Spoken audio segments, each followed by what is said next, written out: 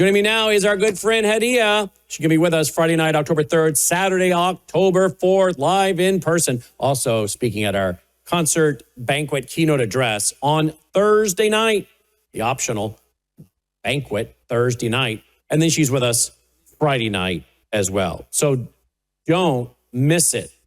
You can still get your tickets. People are still registering from all over the country to come in. Worldviewstore.com, worldviewstore.com. If you can't make it, you can live stream it if you're a member of the Vault, worldviewtube.com/vault. All right, what a crazy day. I just had on Annie Cyrus.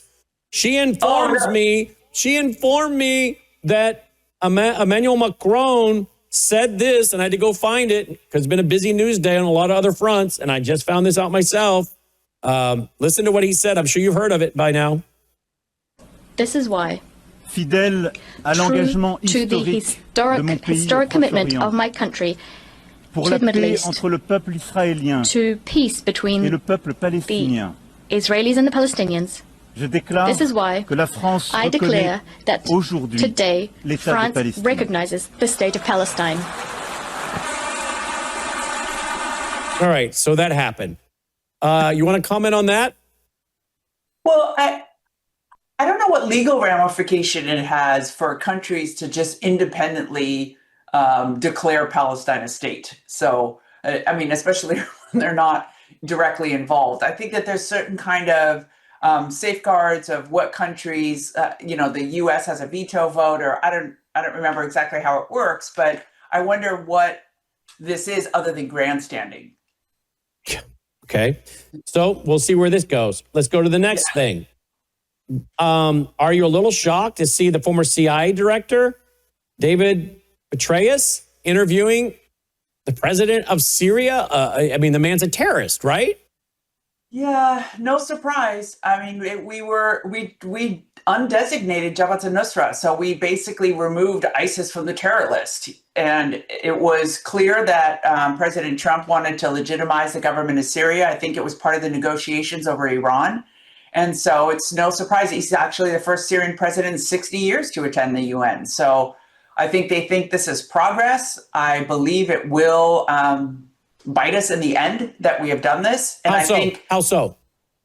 Well, it undermines the credibility amongst Muslims and Middle Eastern people. I had an Egyptian Coptic friend over last night, and she said her community's furious because this is the man that has been massacring Middle Eastern Christians. And so I think it's going to, it doesn't coincide with our rest of our program that we supposedly are going to prevent persecution of Christians. Is that only in the United States? Do we not care about Christians in other parts of the world? So I think it's going to end up being a really bad policy. Is it also to get Syria out of the lane of Russia and Iran? I'm sure that's one of the geopolitical interests, but I think it's also affected.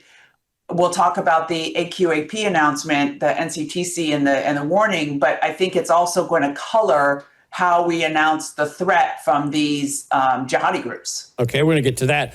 Annie thinks it's also about the deal they've cut with Syria to get a lot of their minerals and to prop up our books, as we've been talking for so long now about tokenization and getting all of these hard assets, going from a debt-based system to an asset-based system, gold, land, minerals, whether it's the deal we cut with Syria or Ukraine or any of these other nations, to be able to then, and of course, taking land from states, putting on the federal books, because land and minerals together, hard assets, and this can offset our massive debt. Is this also President Trump looking at national security first through the lens of money, through the economy, through our debt?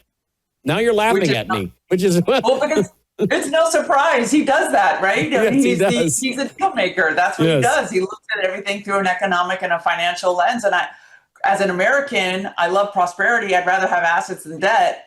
But I am worried about us lowering our threshold for what we consider jihadi violence and terrorism and its threat that it poses to the United States. Mm-hmm.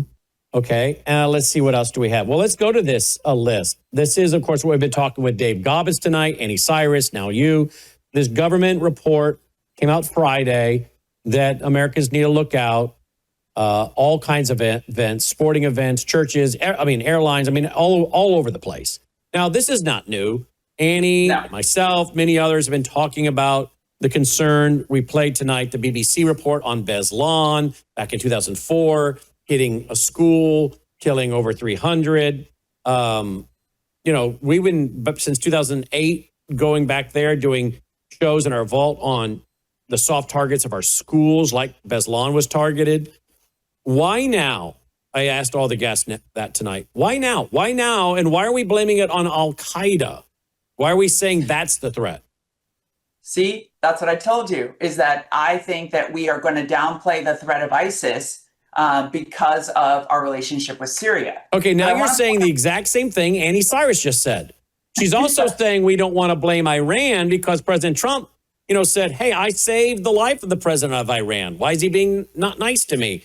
So how can you say that this threat's coming from IRGC, Hezbollah terror cells, they'll be activated in the U.S., that's they're going to blame it on? How could you do that when we saved their leader in Iran? So we can't do that. We're going to already lay the narrative of what are the coming terrorist attacks. And the narrative has to be it's Al-Qaeda, not Syria, not Iran. Right.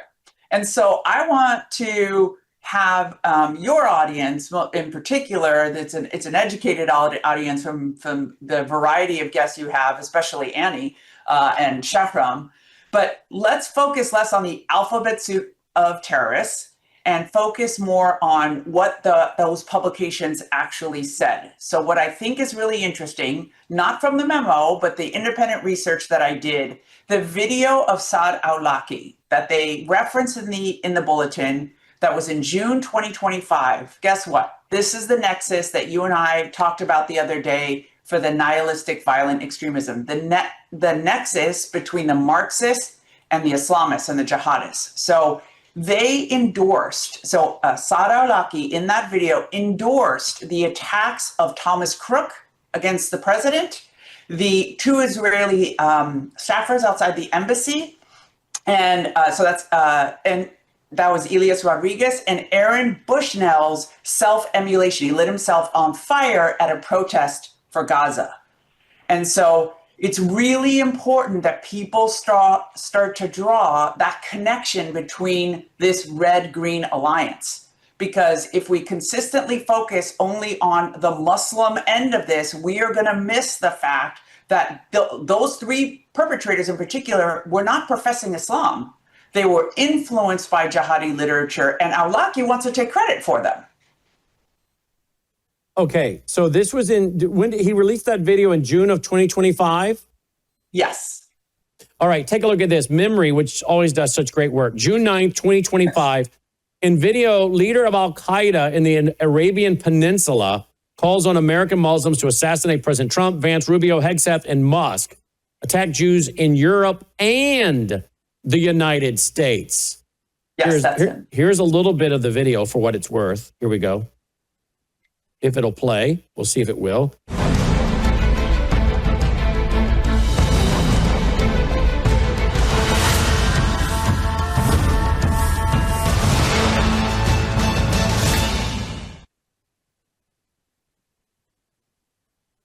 على كل من يستطيع أن يحيي سنة الاغتيالات وهو بالقرب من رؤوس الردة وداعم الحرب على غزة بالمال والمؤن والدعم اللوجستي من يهود العرب كحاكم مصر والأردن وحكام الجزيرة العربية كلهم، فلا يتردد لحظة واحدة، فإنه والله لأعظم جهاد في هذا الوقت. فمن كان بجيوشهم وفي قلبه إيمان ويخاف على نفسه من عذاب الله بخذلانه لإخوانه في فلسطين، فعليه الآن أن يتحرك ويعمل شيئا داخل هذه الجيوش العميلة الذليلة الحارسة لليهود والحكام المرتدين.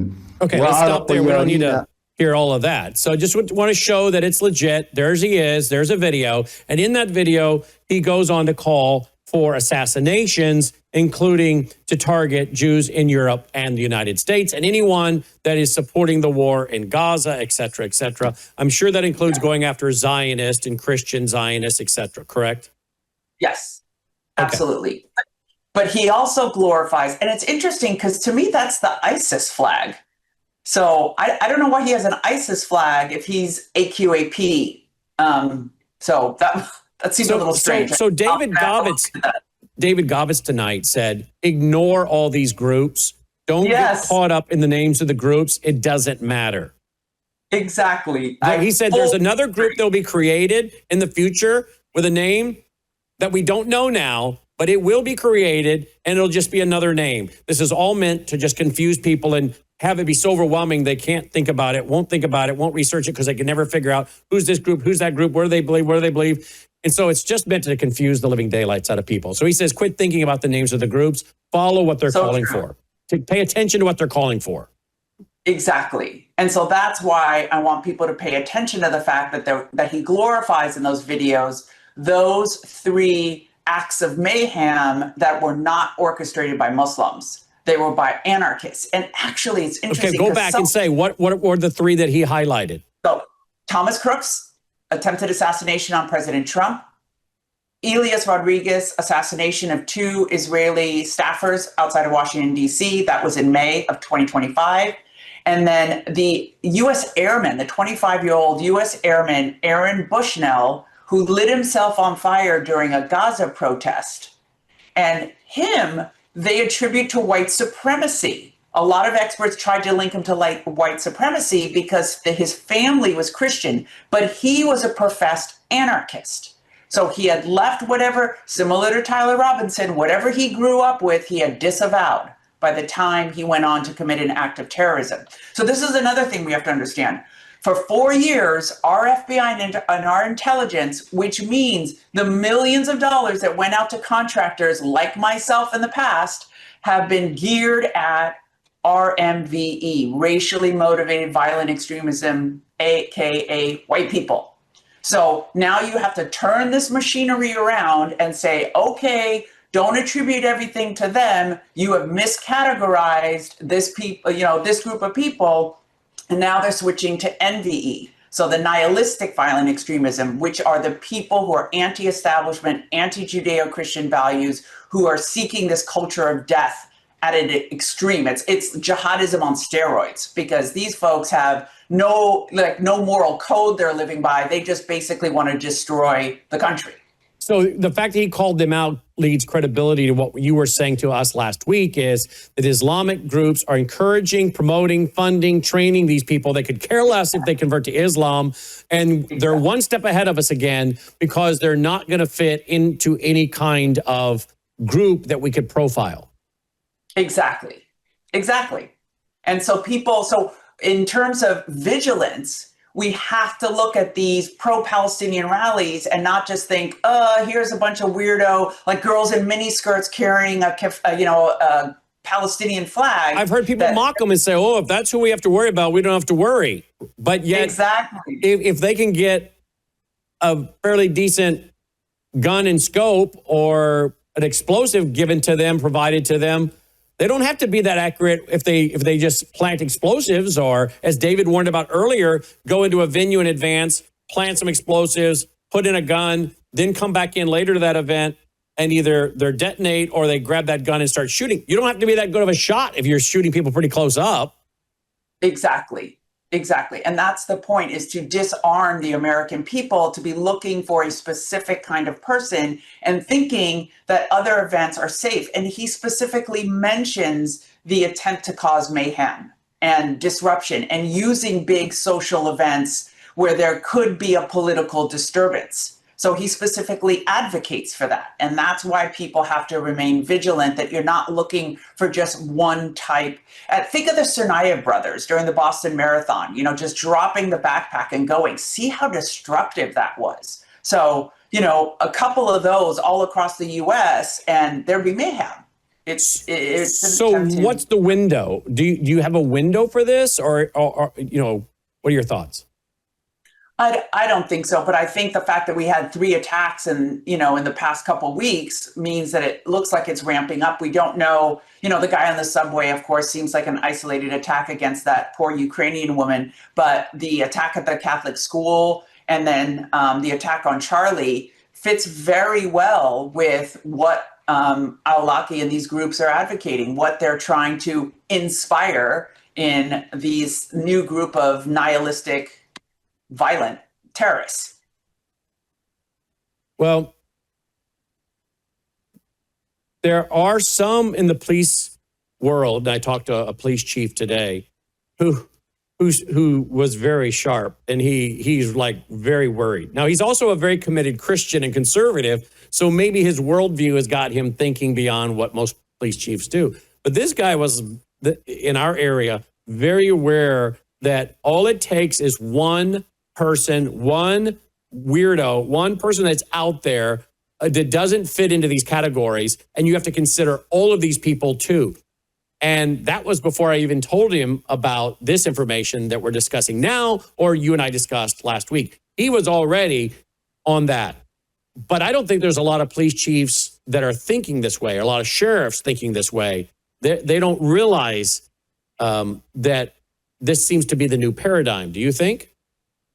They don't. And that goes back to the problem I identified earlier, where the NCTC, the staffers, the underlings that are under our senior officials, the Trump appointees, are all focused in a different direction. So in order to get that ship to move and to shift so that the training that's going down to the first responders changes is going to take time.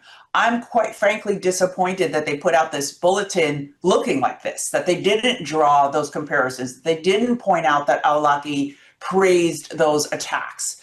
I'm surprised the memo did not go into NVEs and nihilistic violent extremism, and these groups are coordinating. Maybe it's to prevent panic and fear, because that is a little overwhelming for the general public to hear. Maybe, I'm not privy to the classified versions of these documents. Maybe in the classified versions, they're shifting, but clearly our government's law enforcement apparatus in its training to first responders and people in the field has got to change this narrative. And I think we're going to see it.